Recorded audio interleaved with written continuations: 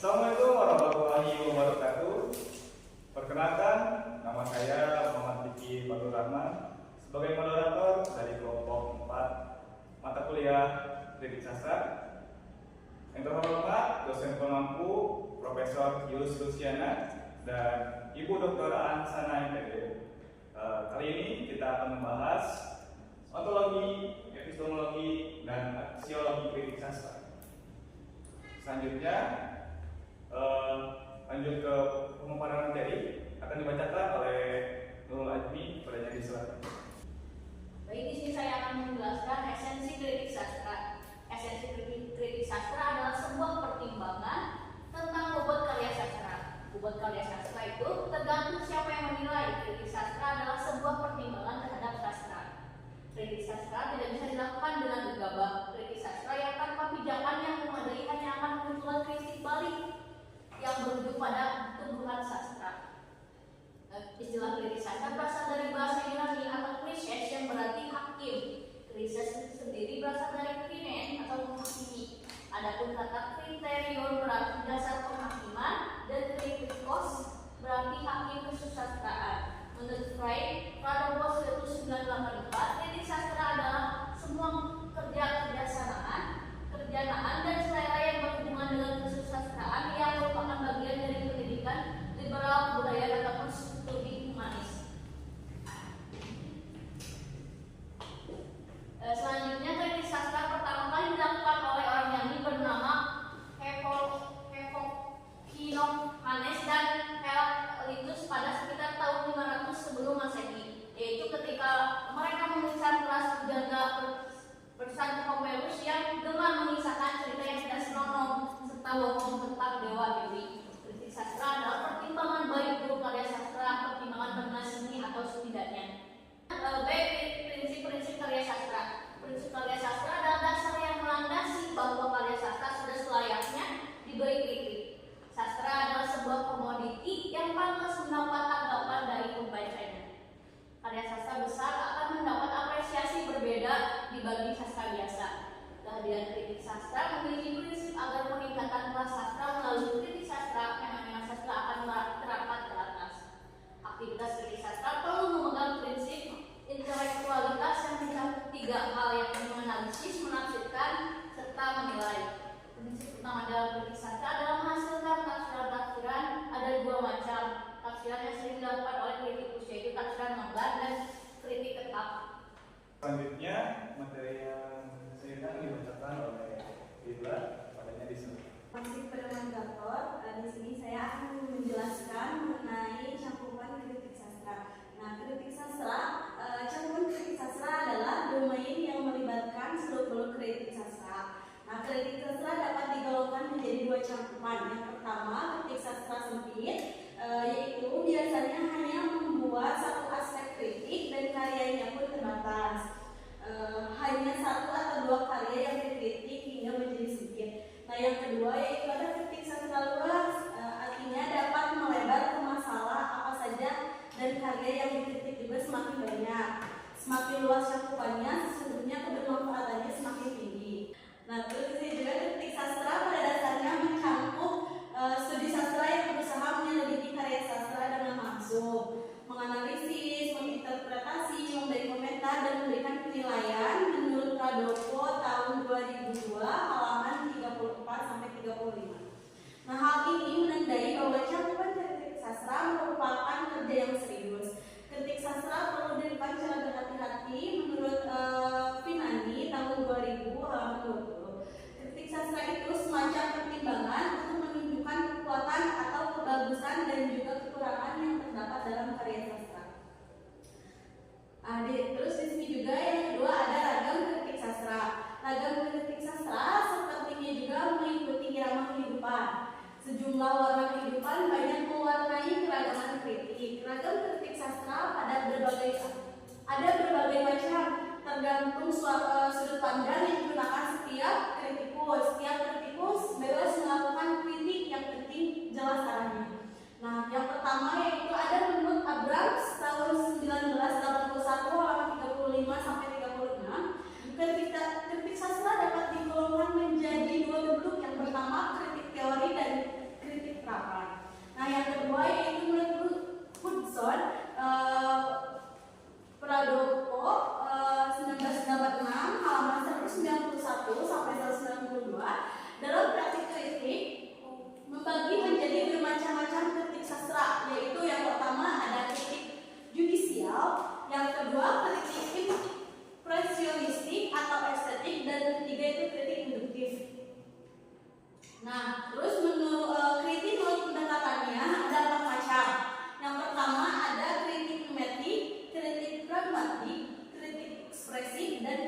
objektif. Nah, ada 3 prinsip kritik mengenai penilaian karya sastra, yaitu penilaian relativisme, absolutisme, dan perspektivisme.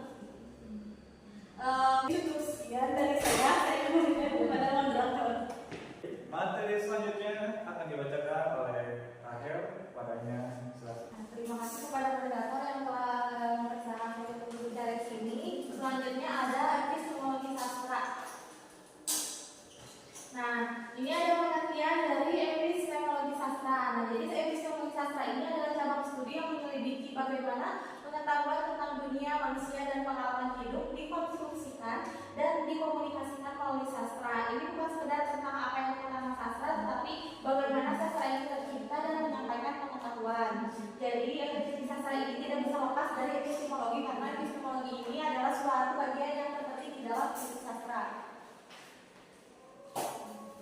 Nah, selanjutnya ini ada menuju metode ilmiah kritik sastra. Jadi menurut Hartoko di tahun 1990 mempertanyakan posisi sastra di antara ilmu-ilmu yang sistematis, yang melihat sastra sebagai seni yang berbeda dari ilmu. Namun perbedaannya tak perlu dibesar-besarkan. Sastra memiliki jadi sastra ini mesti menggunakan imajinasi dan diskresi, tetap memerlukan nalar agar dapat dipahami. Ilmu ini menggunakan metode sistematis, sementara sastra menangkap realitas secara deskriptif dan fenomenologis. Kritik sastra yang baik membutuhkan landasan teori dan data objektif. Ilmu membangun model dunia sederhana, sedangkan sastra mengeksplorasi makna melalui emosi dan pengalaman individual. Sastra juga berfungsi estetis, ini mempengaruhi sikap dan membangun moral, berbeda dengan ilmu yang mencari kesimpulan secara universal. Nah, selanjutnya ada realita, fakta, dan data. Jadi epistemologi ini tidak lepas dari ketiga poin tersebut. Jadi secara sistematis 3 konsep kunci dalam metodologi penelitian yaitu realita, fakta, dan data. Pentingnya memahami perbedaan ketiganya, terutama dalam konteks kritik sastra yang berbeda dari penelitian ilmu eksakta.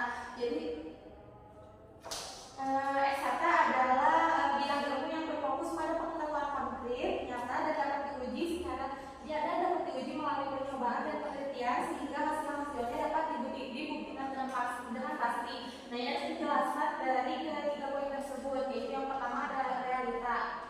Realita ini segala sesuatu yang dianggap ada, bersifat relatif dan subjektif, berbeda bagi setiap individu dalam sastra. Realita sangat mempengaruhi imajinasi. Yang kedua adalah fakta.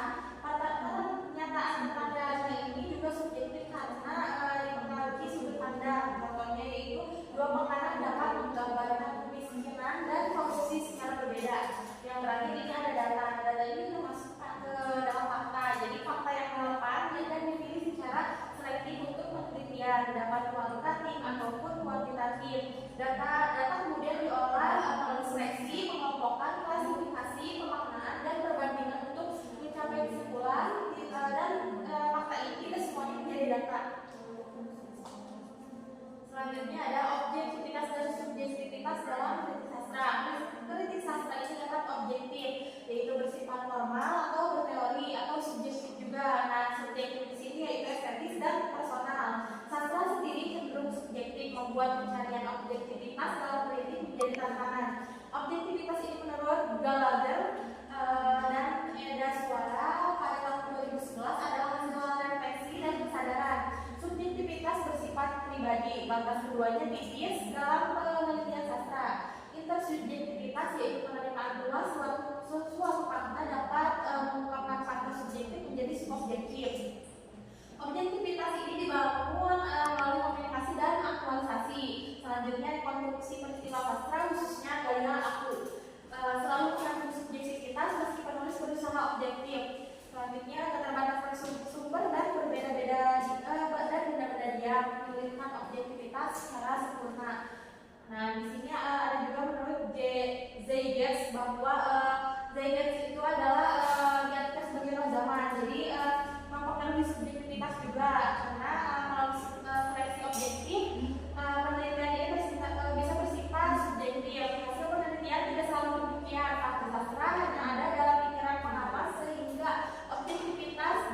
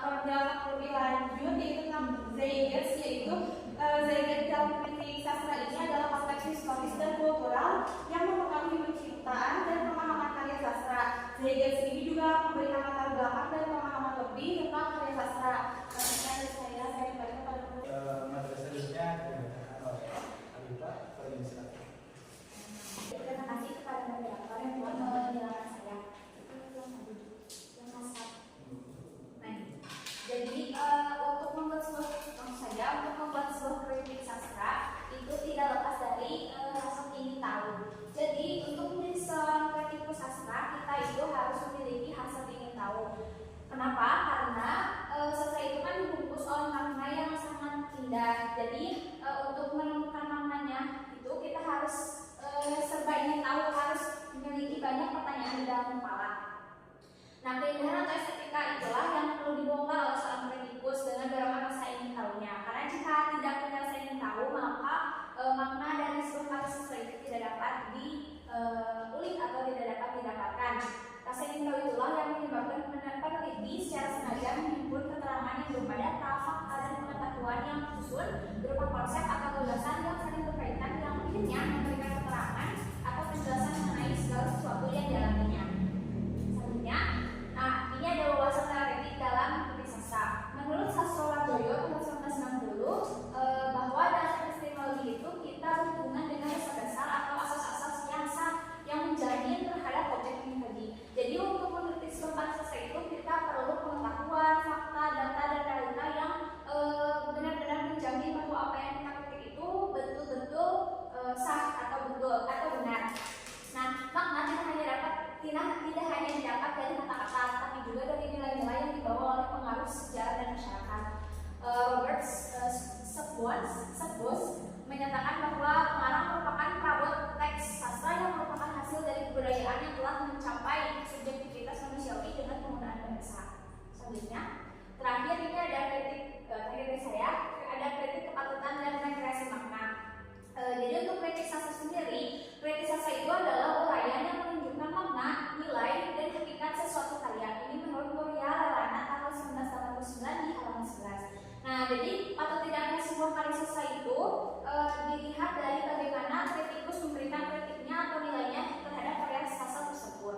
Nah, yang kedua ini kepatutan kritik sastra, sama seperti yang tadi, bahwa patut tidaknya sebuah kritik sastra untuk dikonsumsi oleh masyarakat itu tergantung dari kritikus memberikan kritiknya. Jadi kritikus itu kan saat mengkritik sastra itu kayak memasuki dunia yang aneh. Jadi memasuki dunia lain gitu. Jadi kita bisa melihat penilaian mereka untuk mengonsumsi sebuah karya sastra. Dan yang terakhir adalah rekreasi, sebagaimana dimaksud adalah suatu penciptaan kembali atau pasalnya itu adalah rekonstruksi. Sekian dari saya kembalikan kepada moderator. Baik, materi selanjutnya akan dibacakan oleh Nurul Rahmawati. Di sini saya akan membahas mengenai aksiologi kritik sastra. Nah, aksiologi kritik sastra yang pertama itu sebagai penyuntik vitamin sastra. Nah, bagaimana sih penyuntik vitamin sastra? Seperti halnya makanan, kritik sastra juga butuh vitamin agar fungsi kritik sastra diharapkan mampu mendongkrak perkembangan sastra menuju masa depan yang cerah.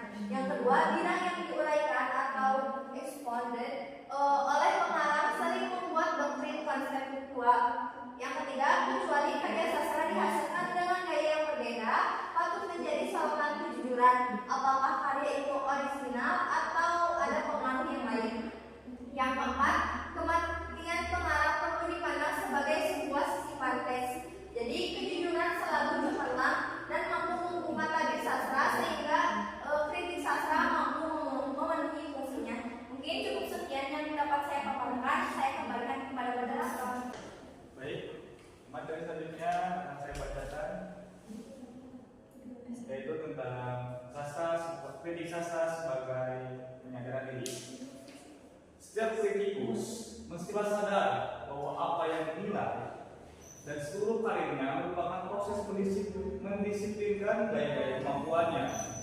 Ia tidak hanya mempertinggi cita perasaannya, tetapi mendisiplinkan kesadaran suara hati nuraninya sendiri.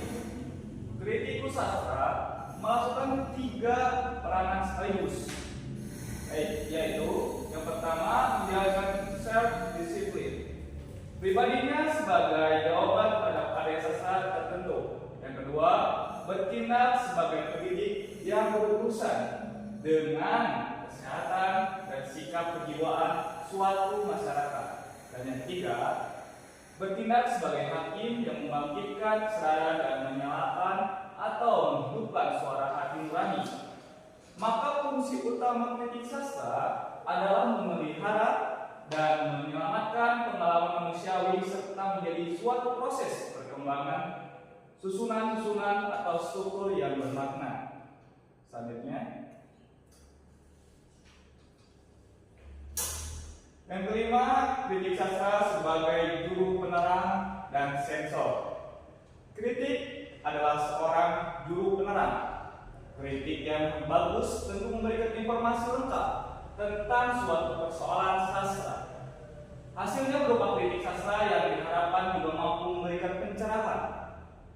Pradoko berpendapat pada tahun 1986 pada halaman 185 sampai 187. Kegunaan kritik sastra sebagai pencerahan ialah sebagai penerangan kepada masyarakat pembaca. Pembaca adalah sasaran sastra yang paling utama. Jika pembaca merasa sulit memahami sastra, kritikus seharusnya ikut memperjelas dengan keterangan-keterangan dan uraian atau analisis struktur norma-norma karya sastra yang dibeberkan oleh kritikus dalam kritiknya. Maka masyarakat pembaca dapat lebih paham dan memahami karya sastra para sastrawan. Selain memberikan penerang, kritik itu sebuah sensor. Seperti halnya lembaga film perlu sensor. Sensor berarti seleksi. Kritik sastra membutuhkan seleksi yang handal dengan berbagai kriteria yang diterapkan, menandai bahwa sensor semakin ketat. Hasil kritik sastra akan mengkategorikan karya sastra layak beredar luas atau hanya terbatas, dan bahkan dapat dibredel. Biarpun kritik tidak bermaksud mengobrak-abrik karya sastra, esensinya tetap menyensor karya sastra. Sensor sastra biasanya terkait dengan 2 hal, yaitu yang pertama, sensor eksternal menyangkut berbagai keterkaitan sastra dengan aspek lain. Banyak kritikus menyensor sastra dikaitkan dengan masalah ras, suku, agama. Dan yang kedua, sensor internal, artinya sensor yang didasarkan pada unsur karya sastra. Cukup sekian yang saya sampaikan, dan teman-teman kami sampaikan. Mohon maaf bila ada salah kata atau kalimat. Nah, ini semuanya. Esensi kritik sastra adalah sebuah pertimbangan tentang bobot karya sastra. Bobot karya sastra tergantung siapa yang menilai. Kritik sastra adalah sebuah pertimbangan terhadap sastra. Kritik sastra tidak bisa dilakukan dengan gegabah. Kritik sastra yang tanpa pijakan yang memadai hanya akan memunculkan kritik balik yang berujung pada tuduhan sastra. Metode ilmiah dalam kritik sastra dikaitkan dengan nalar dan pencarian kebenaran. Berbagai teori kebenaran dalam filsafat dan menekankan pentingnya data objektif untuk mendukung kebenaran kritik sastra. Kritik sastra yang asal-asalan tanpa landasan teori dan filosofis dianggap kurang meyakinkan dan tidak handal. Kritik sastra berfungsi untuk penerangan bagi penikmat sastra. Kritikus akan memberikan ulasan, komentar, menafsirkan kerumitan-kerumitan, kegelapan-kegelapan makna dalam karya sastra yang dikritik. Terima kasih. Wassalamualaikum warahmatullahi wabarakatuh.